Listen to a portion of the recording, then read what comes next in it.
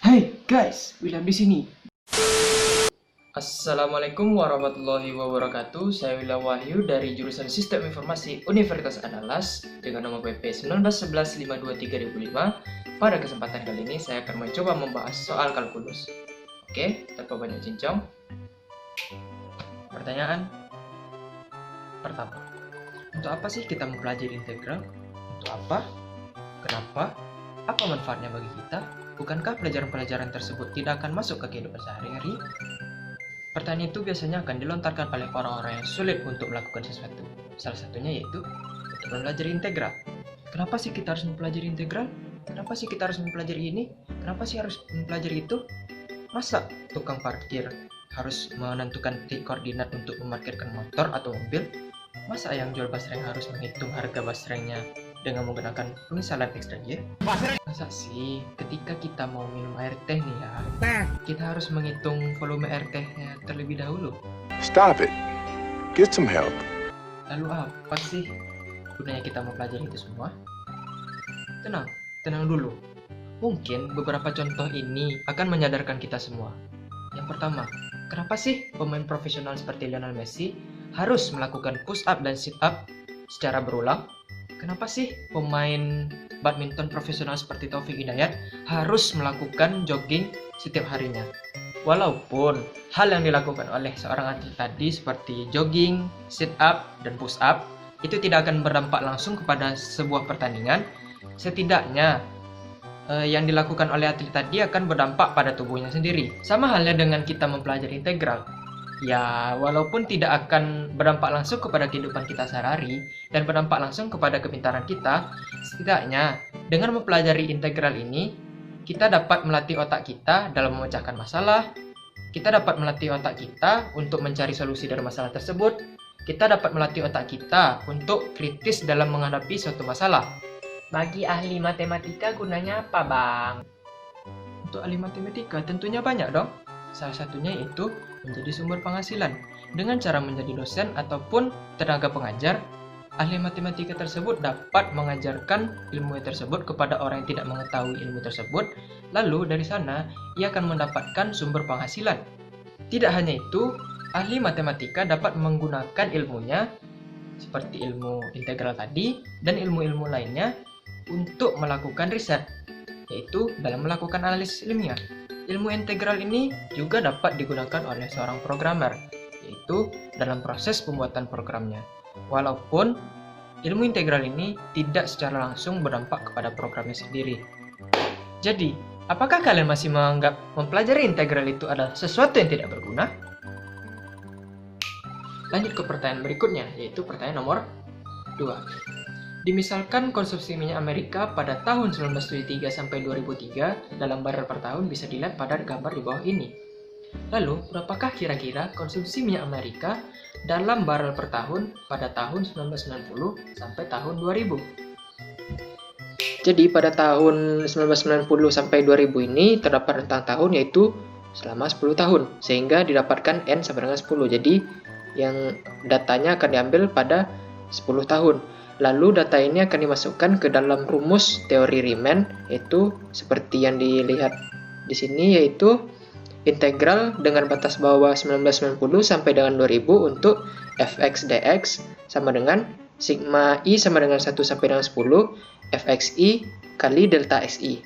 Lalu data-data tadi akan dimasukkan ke dalam sini, yaitu sigma i sama dengan 1 sampai dengan 10 fx kali delta x. Lalu sama dengan f1 kali 1, f2 kali 1, f3 kali 1 sampai dengan f10 kali 1.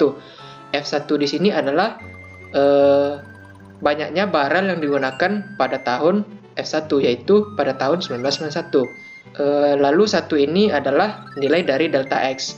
Lalu satunya ini karena setiap f-nya ini memiliki kali 1, maka satunya dikeluarkan. Lalu di sini 1 kali F1 tambah F2 tambah F3 sampai dengan F10. Lalu di sini 1 kali 6200 tambah 6300 tambah 6500 tambah 6500 tambah 6600 tambah 6700 tambah 6800 tambah 7000 tambah 7200 tambah 7200. di sini ini adalah nilai F yang ada pada tabel, yaitu nilai F yaitu nilai konsumsi barrel pada setiap tahun, yaitu F1 pada tahun 1991 sampai F10 pada tahun 2000. Lalu setelah ditambahkan semua ini, maka didapatkan 1 kali 67.000. Jadi Amerika menggunakan 67.000 barel dalam 10 tahun, yaitu dari 1990 sampai tahun 2000. Jadi, dapat disimpulkan bahwa Amerika memakai minyak atau mengonsumsi minyak selama tahun 1990 sampai pada tahun 2000, yaitu sebanyak 67.000 barel. Lanjut ke pertanyaan berikutnya, yaitu pertanyaan nomor 3. Bagaimanakah konsep galat? Lalu, kenapa kita harus mencari galat tersebut? Sebelum itu, ada baiknya kita mengetahui apakah itu galat. Galat adalah sebuah error yang kita temukan pada saat kita mencari sebuah data atau mengambil sebuah data.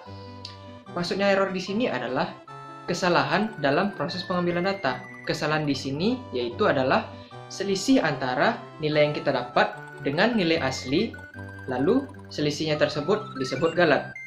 Lalu, galat ini terbagi menjadi dua jenis, yaitu galat sistematis dan galat acak. Galat sistematis ini adalah galat yang didapatkan ketika proses pengambilan data yang dilakukan secara konstan atau sistematis dengan menggunakan alat seperti alat hitung, alat ukur, dan lain-lain. Lalu, galat acak adalah galat yang didapatkan ketika proses pengambilan data yang menggunakan alat hitung, alat ukur, ataupun alat lainnya. Namun, bedanya dari galat sistematis adalah galat acak ini didapatkan secara tidak konstan atau secara acak. Lalu, kenapa sih kita harus menghitung galat? Galat ini akan menjadi sebuah tolak ukur bagi sebuah penelitian. Tolak ukur yang bagaimana? Galat akan mengukur seberapa efisienkah penelitian kita. Semakin kecil galat, maka akan semakin efisien penelitian kita. Lalu, bagaimanakah jika tidak adanya galat? Mungkin kita ingin galat itu sekecil mungkin pada penelitian kita, bahkan tidak adanya galat. Namun, tidak adanya galat pada penelitian akan membuat penelitian tersebut tidak alami. Lalu, tidak adanya galat ini akan membuat pertanyaan-pertanyaan timbul pada penelitian kita ini. Lalu di sini ada teorema dari galat tersebut, yaitu dengan asumsi bahwa turunan-turunan yang diperlukan ada pada interval AB, galat-galat untuk jumlah Riemann kiri, jumlah Riemann kanan, jumlah Riemann titik tengah, aturan trapesium, dan aturan parabolik adalah yang pertama yaitu jumlah Riemann kiri. En sama dengan B kurang A kuadrat per 2N kali F aksen C untuk suatu C dalam AB. Lalu ada jumlah Riemann kanan yaitu En sama dengan B kurang A kuadrat per 2N kali F aksen C untuk suatu C dalam AB. Lalu ada jumlah Riemann titik tengah yaitu En sama dengan B kurang A pangkat 3 per 24N kuadrat F aksen C untuk suatu C dalam AB. Lalu ada aturan trapesium En sama dengan min B kurang A pangkat 3 per 12N kuadrat F aksen C untuk suatu C dalam AB. Lalu ada aturan parabolik yaitu En sama dengan min B kurang A pangkat 5 per 180 N pangkat 4 F pangkat 4C untuk suatu C dalam AB. Lalu, bagaimanakah contoh perhitungan galat tersebut? Misalkan nih, ada seseorang yang ingin menghitung sebuah balok besi yang memiliki panjang 80 cm. Nah, 80 cm tersebut disebut dengan data asli. Lalu, seseorang ini mengukur besi tersebut dengan sebuah alat ukur. Lalu didapatkan data yaitu 78 cm. Lalu data yang didapat tadi dengan data asli yaitu 78 dengan 80 cm ini memiliki selisih data 2 cm. Lalu data 2 cm tersebut disebut dengan galat. Baik, mungkin itu saja dulu penjelasan singkat dari saya mengenai pembahasan soal kalkulus kali ini. Semoga teman-teman paham dan mengerti apa yang telah saya jelaskan tadi. Jika teman-teman ingin menanyakan sesuatu kepada saya, bisa ditanyakan di kolom komentar di bawah. Jika saya ada salah kata atau salah sikap, mohon dimaafkan. Sekian dari saya. Wabillahi taufiq wal hidayah. Wassalamualaikum warahmatullahi wabarakatuh. See ya!